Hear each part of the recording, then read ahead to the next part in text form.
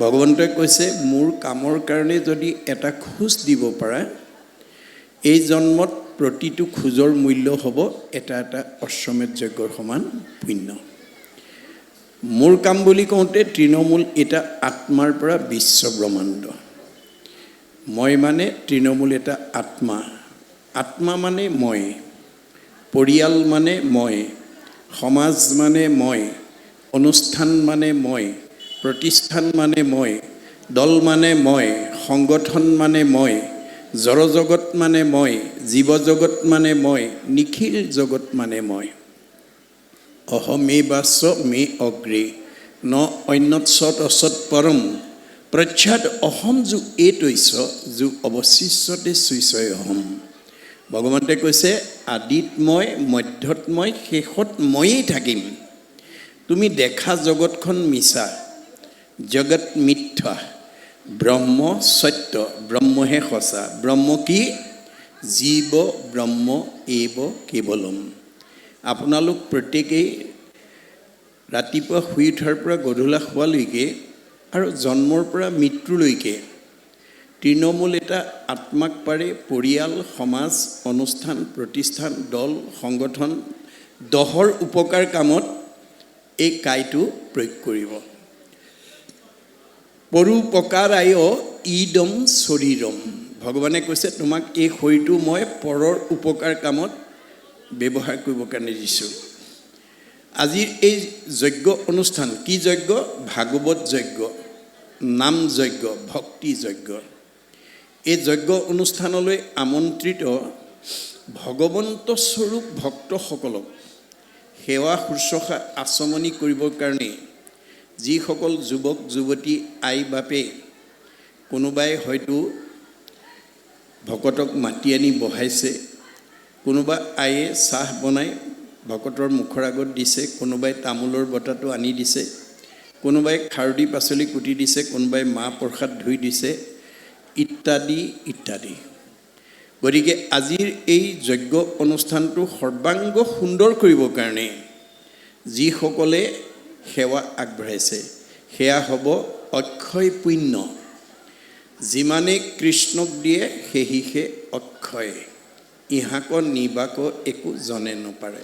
আজি এই অনুষ্ঠানটোৰ কাৰণে যিখিনি সকলে সেৱা আগবঢ়াইছে এয়া হ'ব অক্ষয় পুণ্য, এয়া হ'ব লগত যোৱা ধন। গতিকে আমি আজিৰ তাৰিখলৈকে যিমানবিলাক ধন টকা পইচা গাড়ী মটৰ পকা ঘৰ দুৱাৰ ঘটিলোঁ সেইবোৰ লগত নিব নোৱাৰোঁ। যত দেখা ধন শৰীৰ স্ৰজন মৰিলে লগে নাযায়। গতিকে আজি যিটো ধন ঘটিম এইটো আমাৰ লগত যাব। সেইকাৰণে আমি জীৱনৰ যিমানবিলাক ৰাতি বা যিমানবিলাক দিন পাৰ কৰিলোঁ তাৰ ভিতৰত আজিৰ দিনটো আমাৰ কাৰণে পৰম আনন্দ, পৰম পবিত্ৰ, পৰম শুভ দিন, যিটো দিনত আমি পৰকালৰ ধন ঘটিম। পৰকালৰ ধন মাধৱৰ নাম, তাক লোৱা গলে বান্ধি, ঐত্য এটিক্ষণে এৰা আলজাল পাছে মৰি বাহা কান্দি। আজি যদি বিভিন্ন কাৰণ দেখুৱাই কোনোবাই যদি আজিৰ অনুষ্ঠানটোলৈকে নাহে তেতিয়াহ'লে তেওঁ বহুত টকা পইচা ব্যৱসায় কৰি ঘটিব পাৰিব কিন্তু লগত নিব নোৱাৰে। গতিকে লগত নিব নোৱাৰা ধনকে ঘটি থাকিবলৈ মানা কৰিছে, লগত নিয়া ধন ঘটিব। আৰু এনেধৰণৰ যজ্ঞ অনুষ্ঠানৰ দ্বাৰা সমাজখন, উঠি অহা প্ৰজন্ম, পৰিৱেশ পৰিশোধন কৰা মানে এই পৰিৱেশৰ বাদে আৰু নাই বুলি কৈছে। আপোনালোকৰ পৰমানন্দ প্ৰাথমিকতকৈ বহুত ডাঙৰ প্ৰাথমিক, বহুত ধন টকা পইচা থকা প্ৰাথমিক থাকিব পাৰে, কিন্তু এনেকুৱা জগত পবিত্ৰ হোৱা, সমাজ পবিত্ৰ হোৱা, পৰিৱেশ পবিত্ৰ হোৱা অনুষ্ঠান চবেই কৰিব নোৱাৰে।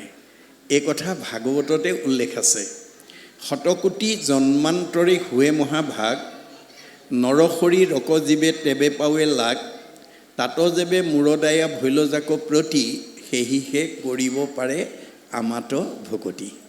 আজি পৰমানন্দ প্ৰাথমিকৰ ভকতসকলৰ ওপৰত ভগৱানৰ কৃপা পৰাৰ কাৰণেহে এনেকৈ জগত পবিত্ৰ হোৱা এটা অনুষ্ঠান পাতিব পাৰিছে।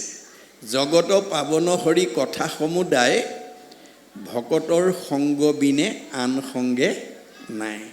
গতিকে এই ভকত সেৱা ঈশ্বৰ সেৱা, গতিকে সকলোৱে কৰিব নোৱাৰে, ঈশ্বৰৰ কৃপা লাগিব আৰু ভাবিব লাগিব দেই। ভাৱেন লভতে সৰ্বম, ভাৱেন দেৱদৰ্শনম, ভাৱেন লভতে পৰম জ্ঞানম, তস্মাৎ ভাৱ অৱলম্বনম। এনেকুৱা এটা অনুষ্ঠান প্ৰতি বছৰে পাতিম বুলি ভাবিব লাগিব দেই। নাভাবিলে বহুত ধন টকা পইচা থাকিলেও নোৱাৰিব। মই উদ্যোক্তাসকললৈ আহ্বান জনাইছোঁ, আপোনালোকে এইবাৰ কিমান সংখ্যক ভাগৱত পাঠ ব্যাখ্যা অনুষ্ঠান পাতিছে, কাৰ্যসূচী হয়তো উলিওৱা নাই বুলি মই গম পালোঁ। অনাগত দিনত আপোনালোকে কাৰ্যসূচী এখন উলিয়াব। কিয় জানেনে? আপোনালোকৰ অনুজসকলে অনুপ্ৰেৰণা পাবৰ কাৰণে, এই পবিত্ৰ কামৰ কাৰণে আগবাঢ়ি যোৱাৰ কাৰণে, অনুপ্ৰেৰণা দিবৰ কাৰণে আপোনালোকে এখন কাৰ্যসূচী উলিয়াব। আমাৰ জৰ্জ বাৰ্নাৰ্ড শ্ব' বোলা এজন শিক্ষাবিদ পণ্ডিতে কৈছে, show' me a book, I shall at once tell you about the history of the nation. তোমালোকে মোৰ হাতত এখন কিতাপ তুলি দিয়া, মই গোটেই জাতি সত্তাটোৰ কথা কৈ দিব পাৰিম। Where there is a man behind a book, there is a book behind a man. এখন কিতাপত এটা জাতি সত্তা, ব্যক্তি সত্তা অন্তৰ্নিহিত হৈ থাকে, আৰু এজন ব্যক্তি সত্তা এখন কিতাপত অন্তৰ্নিহিত হৈ থাকে। কিতাপখন চালেই আপোনালোকৰ এইখন গাঁৱৰ অগ্ৰজসকলে, চিঠিখন চালেই উত্তৰ পুৰুষে গম পাব যে আমাৰ অগ্ৰজসকলে ইমান বছৰ ধৰি ভাগৱত পাঠ ব্যাখ্যা অনুষ্ঠান অনুষ্ঠিত কৰি আছে। মই আহ্বান জনাম, এইটো কিমান সংখ্যক মই নাজানো, অনাগত দিনত আপোনালোকে সেইটো আলোচনা কৰি পৰৱৰ্তী চিঠিত উল্লেখ কৰি যাব। মই মাত্ৰ আপোনালোকক আহ্বান কৰিম যে আপোনালোকৰ এই নামঘৰ থকালৈকে, এই সমাজ থকালৈকে আপোনালোকে এই অনুষ্ঠানটো নেৰিব। এনেকুৱা পৰিকল্পনাৰে আগবঢ়াই নিব যে 25 বছৰত ভৰি দিলে আমি জাক জমকতাৰে ৰূপালী জয়ন্তী উদযাপন কৰিম। 50 বছৰত ভৰি দিলে আমি সোণালী জয়ন্তী উদযাপন কৰিম। 60 বছৰত ভৰি দিলে আমি হীৰক জয়ন্তী উদযাপন কৰিম। 75 বছৰত ভৰি দিলে আমি মহাৰজত জয়ন্তী উদযাপন কৰিম। আৰু 100 বছৰত ভৰি দিলে আমি জাক জমকতাৰে শতবাৰ্ষিকী উদযাপন কৰিম। আজি যিকেইজন উদ্যোক্তাৰ চেষ্টাত বা চিন্তাত আজি এই অনুষ্ঠান অনুষ্ঠিত হৈছে, তেওঁলোক হয়তো শতবাৰ্ষিকলৈ কালে ৰেহাই নিদিবও পাৰে, কিন্তু আমাৰ ভাগৱতৰ মতে এই যে এটা গছপুলি ৰুই দিলে আপোনালোকে, ভাগৱত পাঠ ব্যাখ্যা অনুষ্ঠানৰ এটা শুদ্ধ বীজ যে ৰোপণ কৰি দিলে, তেওঁলোক মৰিও অমৰ হৈ থাকিব। আমাৰ একাদশ স্কন্ধ ভাগৱততে কৈছে, কৃষ্ণ বৈকুণ্ঠ প্ৰয়াণ হোৱাৰ লগে লগে গোটেই দ্বাৰকা নগৰখন সাগৰত তল গ'ল, কিন্তু ৰুক্মিণী মন্দিৰটো আজি কুপতি সাগৰৰ মাজত জিলিকি আছে। আৰু বহু ভকতে গৈ সেই মন্দিৰ চাই অহাও আমি ভকত লগ পাইছোঁ। কিন্তু আমাৰ বেদৰ দৰ্শন, মহাপুৰুষৰ দৰ্শন যে আমি এতিয়া সাগৰৰ মাজত ৰুক্মিণী মন্দিৰ বিচাৰি ফুৰিলে নহ'ব। পৰমানন্দ প্ৰাথমিকত বা পৰমানন্দ গাঁৱত জন্মগ্ৰহণ কৰি গাঁওখনৰ কাৰণে, সমাজখনৰ কাৰণে, উঠি অহা প্ৰজন্মৰ কাৰণে, দহৰ অনুষ্ঠান প্ৰতিষ্ঠানৰ উপকাৰৰ কাৰণে আমি কি আদৰ্শ এৰি থৈ গ'লোঁ, কি সৎ আদৰ্শ এৰি থৈ গ'ল। এই সৎ আদৰ্শই হ'ব ৰুক্মিণী মন্দিৰ। এই দেহ দ্বাৰকা, কাল হৈছে সাগৰ। এদিন কাল সাগৰত আমাৰ দেহ দ্বাৰকা বিলুপ্তি হৈ যাব, কিন্তু আমি এৰি যোৱা কৰ্মৰ আদৰ্শই আমাক চিৰ সজীৱ কৰি ৰাখিব, এভাৰগ্ৰীণ কৰি ৰাখিব। আজি শংকৰ মাধৱ কায়িকভাৱে নাই, মহাত্মা গান্ধী নাই, জ্যোতিপ্ৰসাদ আগৰৱালা নাই, বিষ্ণু ৰাভা নাই, সুধাকণ্ঠ ভূপেন হাজৰিকা নাই, এতিয়া ৰিচেণ্ট জুবিন গাৰ্গো নাই। কায়িকভাৱে নাই, কিন্তু তেওঁলোকে সমাজলৈ যি অৱদান দি থৈ গৈছে, সেই অৱদানে তেওঁলোকক চিৰ সজীৱ কৰি ৰাখিব। মই আশা কৰিম যে আপোনালোকৰ পৰমানন্দ গাঁওখনত কাৰোবাক আটাইতকৈ হয়তো গাঁওখনৰ ভিতৰত ধনী কৰি পঠিয়াইছে, কাৰোবাক হয়তো আটাইতকৈ বিদ্যাৱন্ত কৰি পঠিয়াইছে, কাৰোবাক হয়তো আটাইতকৈ জ্ঞানৱন্ত কৰি পঠিয়াইছে, কাৰোবাক হয়তো আটাইতকৈ বুদ্ধিমন্ত কৰি পঠিয়াইছে, কাৰোবাক হয়তো গাঁওখনৰ ভিতৰত আটাইতকৈ সম্পদশালী কৰি পঠিয়াইছে। আপোনালোকৰ পৰমানন্দ প্ৰাথমিক বা গাঁৱৰ ৰাইজেহে জানিব গাঁওখনৰ ভিতৰত আটাইতকৈ ধনী মানুহ কোন, আটাইতকৈ বিদ্যাৱন্ত কোন, আটাইতকৈ জ্ঞানী কোন, আটাইতকৈ সম্পদশালী কোন, আটাইতকৈ বুদ্ধিমন্ত কোন, ইত্যাদি ইত্যাদি আপোনালোকে জানিব। কিন্তু ভগৱানে কৈছে তোমাক যে মই গাঁওখনৰ ভিতৰত আনতকৈ এটা বেছি প্ৰতিভা দিছোঁ, সেইটো মোৰ কামত ব্যৱহাৰ কৰিবলৈ শিকিবা। মোৰ কামত যদি ব্যৱহাৰ কৰা য দদাতি চব প্ৰাপ্নতি, মোৰ কাৰণে দিলে মই তোমাক দি থাকিম। গতিকে আপোনালোকে গাঁওখনৰ ভিতৰত যিসকল সচেতন তেওঁলোকে সদায় গাঁওখনৰ উন্নয়নৰ কাৰণে, উঠি অহা প্ৰজন্মৰ কাৰণে কেনেকৈ আমি কি আঁচনি ল'লে আমি আগবঢ়াই নিব পাৰিম, তাৰ ভিতৰত সৰ্বশ্ৰেষ্ঠ আঁচনিয়ে হ'ল ভাগৱত পাঠ ব্যাখ্যা অনুষ্ঠান। এই কলিযুগত আমাৰ উঠি অহা প্ৰজন্ম সমাজ, আমি আইসকলক সংস্কাৰ কৰাৰ একমাত্ৰ পথ ভাগৱতৰ বাদে দ্বিতীয় নাই। ভাগৱত কিয় পঢ়িব লাগে, কিয় শুনিব লাগে, ভাগৱততে উল্লেখ আছে। আকৌ শুনি বন্ধ্যা নাৰী পুত্ৰ হুৱে গুণৱন্ত, দুৰ্জনো সজন হুৱে দুখী ধনৱন্ত। ভাগৱত শুনিলে সতী সন্তান নোহোৱা বন্ধ্যা নাৰীয়ে সুযোগ্য সন্তান পোৱাৰ যোগ্যতা লাভ কৰে। দুষ্ট মানুহ শান্ত হৈ যায়, দুখীয়া মানুহ ধনী হৈ যায়। মনত ৰাখিব কথাটো। সেইকাৰণে গুৰুজনে অকল অসমৰ সংঘৰ, অনাসংঘৰ, বামুণীয়া, কীৰ্তনীয়া, সত্ৰ সমাজৰ নহয়, জীৱশ্ৰেষ্ঠ মানুহক আহ্বান জনাইছে। কি বুলি? কিন্তু আগে প্ৰথমত মহাশাস্ত্ৰ ভাগৱত শুনিওক মহাযত্ন কৰি, বিশেষণ লগাইছে দেই, মহাযত্ন কৰি শুনিবলৈ কৈছে। বোলে লাভ কি হ'ব? বিষয়ৰ দোষ যত সকলে কৰিব হত, হৰি ভকতৰ সংগ ধৰি।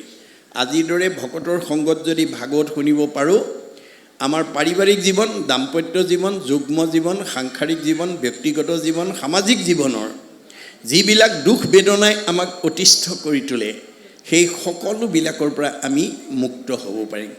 মনত ৰাখিব দেই। গুৰুজনে কৈছে কৰা পান ফল ইটো যাৰো আছে ভাগ্য যিটো। আজি যিসকল ইয়ালৈ আহিছে ভাগ্যৱান বুলি কৈছে ভাগৱতে। ৰসবিভাবনত চতুৰ টেঙৰ মানুহ বুলি কৈছে। বোলে কিয়? সাধুৰ সংগ অনুসৰি কৃষ্ণ কথা কৰ্ণে ভৰি, সমস্ত আপদ কৰা দূৰ। যে আমি ভাগৱত শুনিলে সকলো আপদৰ পৰা আমি নিজক মুক্ত কৰিব পাৰিম, সকলো তাপৰ পৰা আমি নিজক উদ্ধাৰ কৰিব পাৰিম। সেইকাৰণে এই অনুষ্ঠানটো সামাজিকভাৱেই নহয়, ব্যক্তিগতভাৱেও আপোনালোকৰ উঠি অহা যি শিশুসকলৰ জন্মদিন, আমাৰ গুৰুজনৰ মতে জন্মদিন পাতিব লাগে, মৃত্যুৰ দিনহে পাতিব নালাগে। কাৰণ জীৱৰ মৃত্যু নাই, জীৱৰ সংস্কাৰৰ গতি আছে।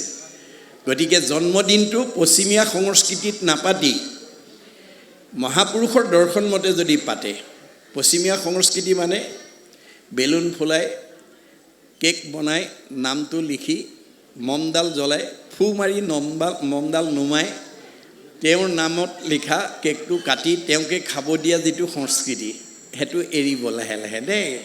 কাৰোবাৰ যদি সেইটো পৰ্যায়ত কৰি আছে এৰিব। কিয়? এয়া পশ্চিমীয়া সংস্কৃতি। আমাৰ গুৰুজনৰ মতে মৰা মানুহৰ শ্ৰদ্ধাঞ্জলি জনাবলৈও আমি ধূপ ধূনা বন্তি জ্বলাই লওঁ, কিন্তু আমাৰ জীয়া ল'ৰাটো বা ছোৱালীজনী জন্মদিন পাতোঁতে আকৌ জ্বলোৱা মমডাল ফু মাৰি নুমাই লওঁ। তেওঁৰ নামটো লিখা কেকটো আকৌ কটাৰীয়ে কাটি তেওঁকে খাবলৈ দিওঁ। এই অপসংস্কৃতি এৰি আমি যদি আমাৰ শিশুসকলৰ জন্মদিন যদি ভাগৱত একাধ্যায়ৰ যদি যোগেদি পাতে, আৰু জীৱন্ত অৱস্থাত যদি প্ৰথম স্কন্ধৰ পৰা দ্বাদশ স্কন্ধ ভাগৱত তেওঁক যদি শুনাব পাৰে, তেতিয়াহ'লে পৰীক্ষিতৰ দৰে আপুনি জন্ম দিয়া জীৱটো উদ্ধাৰ হৈ যাব। মনত ৰাখিব দেই এই কথাটো। মই আপোনালোকৰ দৃষ্টি আকৰ্ষণ কৰিছোঁ, এই সঁচা কথাবোৰ ক'বৰ কাৰণেই ভগৱন্ত যুগে যুগে আহি আছে, আহি থাকিব। কিয় আহে? আমাৰ উপনিষদত কৈছে অপপ্ৰঞ্চে প্ৰপঞ্চে অৱতৰণং অৱতাৰ। অপপ্ৰঞ্চ মানে বৈকুণ্ঠৰ পৰা, প্ৰপঞ্চ মানে এই মায়াময় সংসাৰখনলৈ নামি অহা অৱস্থাটোকে অৱতাৰবাদ বুলি কয়। ভগৱন্তই যুগে যুগে আহি আছে, আহি থাকিব। কিয় আহে? অৰ্জুনক কৈছে যদা যদা হি ধৰ্মস্য গ্লানি ভৱতি ভাৰত অদ্ভুত স্থানম অধৰ্মস্য তদ আত্মানম সৃজমহম পৰিত্ৰাণায় সাধুনাম বিনাশায় চ দুষ্কৃতাম ধৰ্ম সংস্থাপনাৰ্থয়ে সম্ভৱামি যুগে যুগে। মই দুষ্টক দমন, শান্তক পালন, দুষ্কৃতি বিনাশ, সংস্কৃতি প্ৰতিষ্ঠা কৰিবৰ কাৰণে যুগে যুগে আহি আছোঁ, আহি থাকিম। ভগৱন্ত প্ৰধানকৈ 4টা ৰূপত আহে, মনত ৰাখিব দেই। পূৰ্ণ অৱতাৰ, অংশ অৱতাৰ, কলা অৱতাৰ, বিভূতি অৱতাৰ। যেতিয়া 100 ভাগৰ 100 মহিমাযুক্ত হৈ পৃথিৱীলৈ আহিব লগা হয়, সেই অৱতাৰটোক কয় পূৰ্ণ অৱতাৰ। যেতিয়া 4 ভাগৰ 1 অংশ মহিমাযুক্ত হৈ আহে, তাক কয় অংশ অৱতাৰ।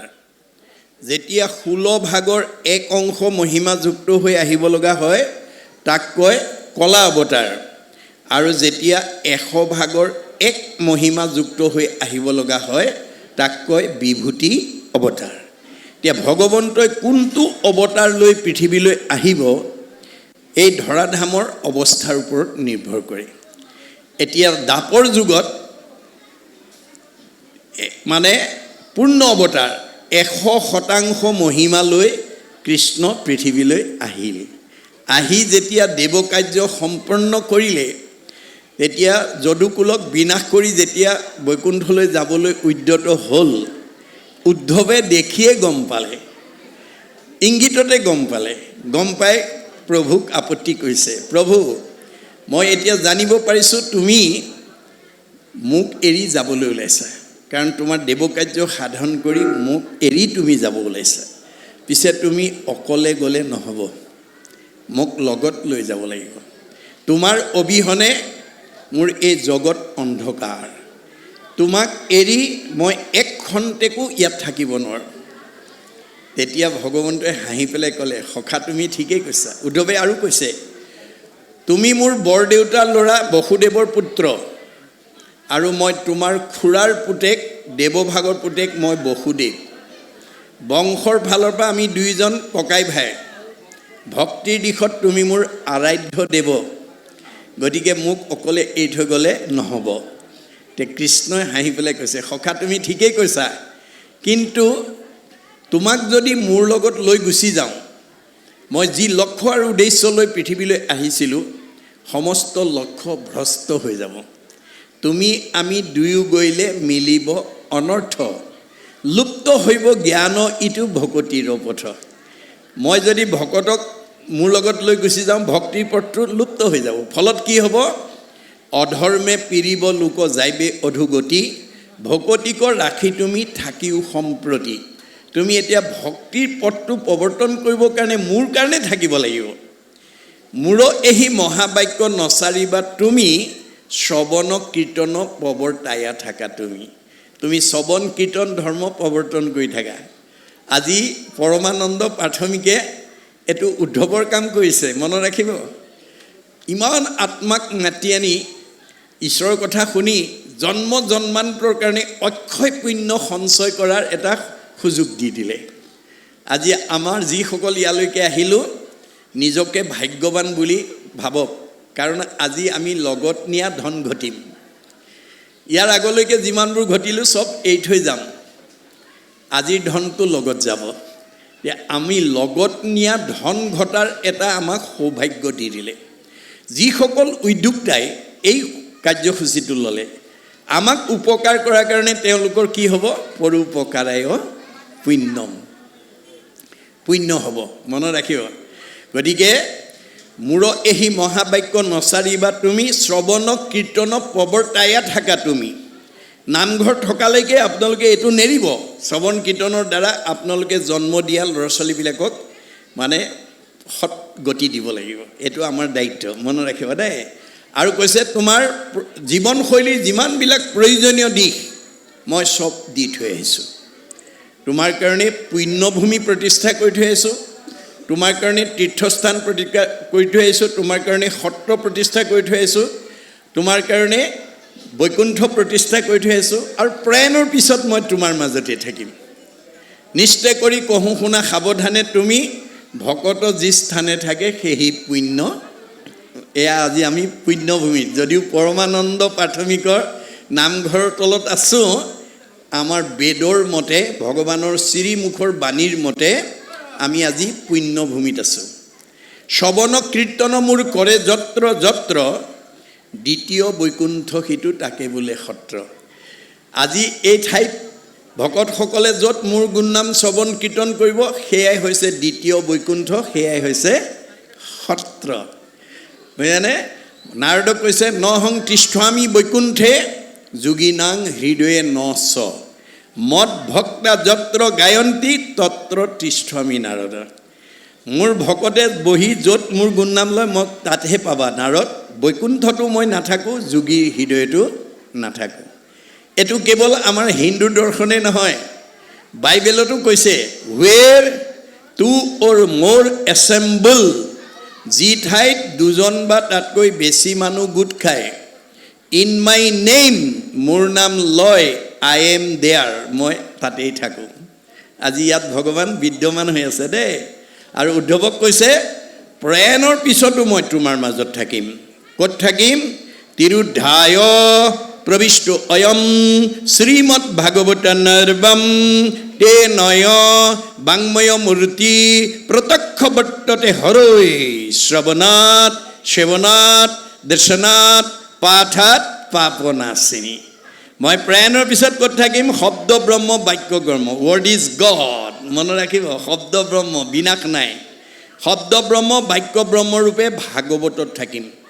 সেই ভাগৱত যদি সেৱা কৰিব পাৰা, সেই ভাগৱত যদি দৰ্শন কৰিব পাৰা, সেই ভাগৱত যদি শ্ৰৱণ কৰিব পাৰা, সেই ভাগৱত যদি কীৰ্তন কৰিব পাৰা, তোমাৰ চব পাপ মই নাইকিয়া কৰি দিম। মনত ৰাখিব কথাটো। আপোনালোকৰ কোনোবা বংশ পৰিয়ালৰ ঘৰৰ পৰিয়াল হয়তো আজি গোটেই 2 ঘণ্টা 3 ঘণ্টা ইয়াত বহি সময় দিব নোৱাৰিব পাৰে বিভিন্ন কাৰণত। অন্ততঃ দেউতাক মাকে ক'ব লাগিব, বোপাই তই সেৱা এটা কৰি আহগৈ যা, ভাগৱত অনুষ্ঠানত তই এটা সেৱা কৰি আহগৈ।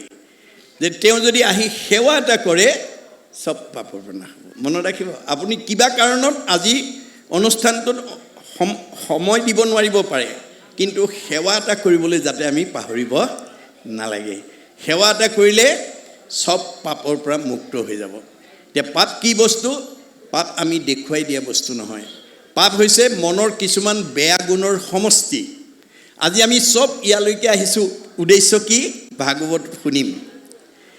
ভাগৱত শুনিবলৈ আহি পেলাই যদি ভাগৱত শুনা ঠাইত আহি যদি গ্ৰাম্য কথা পাতি থাকে, আৰু তেওঁলোকে কথা পতাৰ কাৰণে যদি কাষৰ মানুহজনে যদি ঈশ্বৰৰ কথা শুনাত বাধা হয়, কথা ফটা যিজনৰ কি হ'ব বাৰু? ভগৱানে কৈছে পাপায় পৰপীড়নম। আপোনালোকে ভাগৱত শুনিবলৈ আহি যদি ভাগৱত নুশুনি অন্য কথা পাতি আনক যদি ভাগৱত শুনাত বাধা দিয়ে, তেতিয়া কথা পতা কিজনৰ কি হ'ব? পাপায়। এইটো কুবুদ্ধি বুলি কৈছে দেই। ভাগৱত শুনিবলৈ আহি ভাগৱত নুশুনি অন্য কথা পতাটো কুবুদ্ধি, অসৎ চিন্তা, অসৎ ভাৱনা, অসৎ পৰিকল্পনা, কুসংস্কাৰ, অন্ধবিশ্বাস, মনৰ সংকীৰ্ণতা, কুপৰম্পৰা, এইবিলাক পাপ। আজি আমাৰ বহুত সমাজত 70% কুপৰম্পৰাকে ধৰ্ম বুলি ভাবি আছে দেই। শংকৰদেৱে কৈছে পৰম্পৰা ধৰ্ম নহয়, পৰম্পৰাবিলাক হৈছে এটা এটা সময়ত মানি চলা নিয়ম। ই গতিশীল। আমাক বুৰঞ্জীয়ে কৈছে যে আমাৰ উপৰি পুৰুষসকল যেতিয়া সভ্যতাৰ বিকাশ হোৱা নাছিল, যেতিয়া মানুহে ঘৰ বনাব নাজানিছিল, তেতিয়া আমাৰ উপৰি পুৰুষসকলে পৰ্বতৰ গুহাত বাস কৰিছিল। যেতিয়া কাপোৰ বব নাজানিছিল, গছৰ বাকলি পিন্ধিছিল। যেতিয়া জুইৰ ব্যৱহাৰ নাজানিছিল, তেতিয়া কেঁচা মঙহ খাইছিল। যেতিয়া পানী ফিল্টাৰ নাছিল, তেতিয়া পুখুৰী নদীৰ পানী খাইছিল। আজি খাব নেকি বাৰু? নাখায়। কাৰণ সভ্যতা বিকাশশীল, সময় গতিশীল, যুগ গতিশীল, জীৱন গতিশীল, সুখ দুখ গতিশীল, মানে পৰম্পৰা গতিশীল, ধৰ্ম গতিশীল। গতিকে গতিশীল ধৰ্মৰ লগত আমি যাতে মিলাই ধৰ্ম আচৰণ কৰিব পাৰোঁ, নহ'লে আমাৰ জীৱন ধৰাৰ সাৰ্থকটো নহ'ব। গতিকে আমাৰ নিয়মবিলাক একেদৰে নাথাকে, ই সময়ে সময়ে গতিশীল হৈ থাকে। সেইকাৰণে শংকৰদেৱে আমাক কৈ গৈছে, সব পৰম্পৰা এৰিবও নালাগে আৰু সব পৰম্পৰা ধৰি থাকিবও নালাগে। যিবিলাক পৰম্পৰাত বাস্তৱতা আছে, শাস্ত্ৰসন্মত দিশ আছে, দৰ্শন আছে আৰু বিজ্ঞান আছে, সেইবিলাক শাশ্বত পৰম্পৰা। পৃথিৱী থকালৈকে, মানুহ জাতি থকালৈকে সেই পৰম্পৰা আমি মানি চলিব লাগিব। আৰু যিবিলাক পৰম্পৰাত এইবিলাক নাই, সেইবিলাক আমি এৰিব লাগিব। এতিয়া আমাৰ ভাগৱতৰ দৰ্শন নজনা বহুত মানুহে পৰম্পৰাকে ধৰ্ম বুলি মানি আছে। সেইকাৰণে গুৰুজনে আক্ষেপ কৰিছে, কতো মন্দ মতি শাস্ত্ৰ নকৰে বিচাৰ, কৰৈ কৰ্ম ধৰ্ম পূৰ্বপুৰুষ আচাৰ। আজি বহুত মানুহে, শতকৰা 70জন মানুহে পূৰ্ব পৰম্পৰাকে ধৰ্ম বুলি মানি চলিছে, যাৰ কাৰণে তেওঁলোক নিজেতো অধোগতি যাবহে, তেওঁলোকে এৰি থৈ যোৱা সন্তানবিলাকো বিপথে পৰিচালিত কৰা হ'ব। গতিকে আমি ভাগৱতৰ মাজলৈ নহালৈকে আমি কেতিয়াও নিজক সংস্কাৰ কৰিব নোৱাৰোঁ। গতিকে ভাগৱত হৈছে এখন মানে পবিত্ৰ সংবিধান, আৰু ভাগৱত হৈছে এখন নিৰ্মল দাপোন। আমাৰ গুৰুজনে উপমা দিছে, তুমি জগ জীৱ তোমাক পুজিলে, পাই আপোনাক যায়, যেন মুখ শ্ৰীক প্ৰতিবিম্ব, মুখ দেখয় দৰ্পণ চাই। আমি ইয়াত আজি বহি থকা সকলোৱে ৰাতিপুৱা শুই উঠাৰ পৰা গধূলা হোৱালৈকে দিনটোত এবাৰ হ'লেও আইন এখন চাওঁ। কি কাৰণে চাওঁ বাৰু? আমাৰ চেহেৰাটো ভাল হৈ আছে নে বেয়া হৈ আছে? মই আগতকৈ শকতেই হৈছোঁ নে, ক্ষীণাইছোঁ নে, বগাই হৈছোঁ নে, ক'লাই হৈছোঁ নে, মুখত কিবা স্পট পৰিছে নেকি, তাক জানিবৰ কাৰণে আমি দিনটোত এবাৰ হ'লেও আইন এখন চাওঁ। পিছে আপোনালোকৰ ঘৰত আইন এখন বেছিকৈ কোনে চায়? যদি কাৰোবাৰ ঘৰত ডেকা গাভৰু আছে, নতুনকৈ বিয়া কৰাই অনা বোৱাৰী যদি আছে, তেওঁলোকে কিন্তু 70-80 বছৰীয়া বুঢ়া বুঢ়ীসকলতকৈ আইন এখন বেছিকৈ চায়।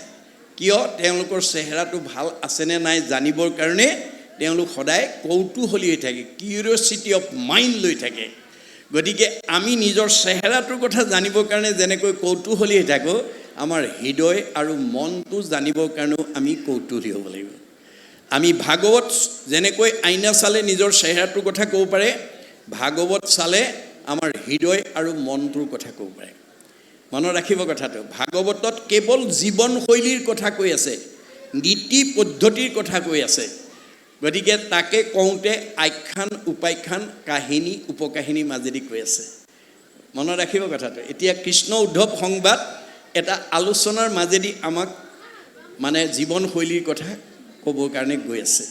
গতিকে যিখন হৃদয়ত ভগৱন্ত বিৰাজমান হৈ আছে, ক'ত আছে? সমস্ত ভূতৰে মই আছোঁ হৃদয়ত। আমাৰ সকলোৰে হৃদয়তে ভগৱন্ত আছে। কি কাৰণে আছে? যদৃশী ভাৱনা জৈছ সিদ্ধি ভৱতি তাদৃশী। আপুনি যেনেকৈ ভাবিব, আপোনাৰ মনৰ ভাৱনা তেনেকৈ পূৰণ কৰিবৰ কাৰণে হৃদয়তে আছে। কেনেকৈ? কল্পতৰু বৃক্ষৰূপে আছে। ভগৱন্ত আমাৰ হৃদয়ত কল্পতৰু বৃক্ষৰূপে আছে। কল্পতৰু বৃক্ষৰ বৈশিষ্ট্য কি? যি বিচাৰে তাকে দিব পৰা ক্ষমতা যিজোপা গছৰ আছে, সেইজোপা গছক কল্পতৰু বৃক্ষ বুলি কোৱা হয়। কল্পতৰু বৃক্ষ বেদৰ মতে প্ৰধানকৈ 3জোপা। মনত ৰাখিব, স্বৰ্গৰ কল্পতৰু পাৰিজাত, মৰ্ত্যৰ কল্পতৰু ভকত আৰু বৈকুণ্ঠৰ কল্পতৰু ভাগৱত বা ভগৱান। আপুনি ভগৱানৰ পৰা যি বিচাৰে তাকেই পাব, ভাগৱতত যি বিচাৰে তাকেই পাব। ভাগৱত জীৱনশৈলীৰ এখন ধুনীয়া সংবিধান। গতিকে কল্পতৰু বৃক্ষৰ বৈশিষ্ট্যৰ সম্পৰ্কে কৈছে, কল্পতৰু বৃক্ষ যদি সবাতো সমান, মাগন্তা জনক মাত্ৰ দেই ফলদান। কল্পতৰু বৃক্ষই যদিও দিব পৰা ক্ষমতা আছে, নিবিচৰাজনক নিদিয়ে। ভগৱানে কৈছে, ল'ৰা লাগিলে ল'ৰা দিম, ছোৱালী লাগিলে ছোৱালী দিম। মই হৃদয়তে আছোঁ, কিন্তু মোৰ পৰা কেনেকৈ ল'ৰা ছোৱালী বিচাৰিব লাগে মই নিয়ম ভাগৱতত বান্ধি থৈ আহিছোঁ। মই ডেকা গাভৰু উঠি অহা প্ৰজন্মক মই আহ্বান জনাম, আপোনালোকে মনে ভবা সন্তানৰ পিতৃ মাতৃ হ'বলৈ হ'লে আগতীয়াকৈ ভাগৱত শুনি লওক। সৃষ্টিৰ আগতেই ভাগৱত শুনি লওক।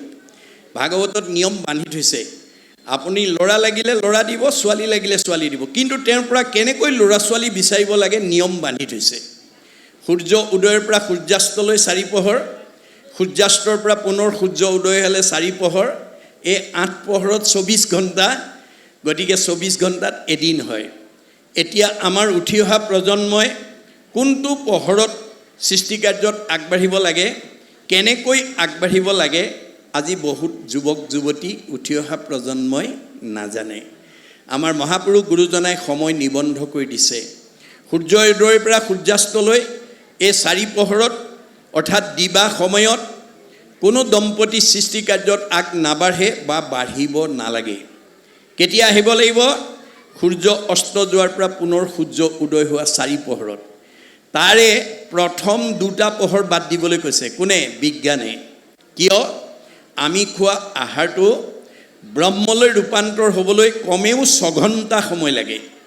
আমি খোৱা আহাৰটো প্ৰথমতে ৰসৰ পৰা তেজ, তেজৰ পৰা মাংস, মাংসৰ পৰা মেদৰ পৰা হাড়ৰ পৰা মৰ্যাৰ পৰা শুক্ৰৰ পৰা সন্তান জন্ম হ'ব। গতিকে 2টা পহৰ বাদ দি 3য় আৰু 4ৰ্থ পহৰত আগবাঢ়িব লাগিব। কেনেকৈ?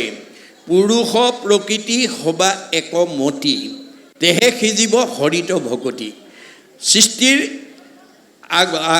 সৃষ্টিলৈ যোৱাৰ আগতেই দুয়োজন স্বামী স্ত্ৰীয়ে একমনা হৈ পৰিকল্পনা কৰিব লাগিব যে আমাৰ প্ৰথম বা দ্বিতীয় সন্তানটো ল'ৰা লাগেনে ছোৱালী লাগে, কেনেকুৱা গুণৰ লাগে, ডাক্তৰ লাগেনে, ইঞ্জিনিয়াৰ লাগেনে, অৱশ্যৰ লাগেনে, প্ৰবক্তা লাগেনে, অধিবক্তা লাগেনে, জ্ঞানী লাগেনে, মানি লাগেনে, সন্ত মহন্ত ভক্ত বৈষ্ণৱ, কি গুণৰ লাগে, দুয়োজনে আলোচনা কৰি সিদ্ধান্তত উপনীত হৈ যথা সময়ত দুয়োজনে মনৰ ভাৱটো তেওঁক নিবেদন কৰিব লাগে।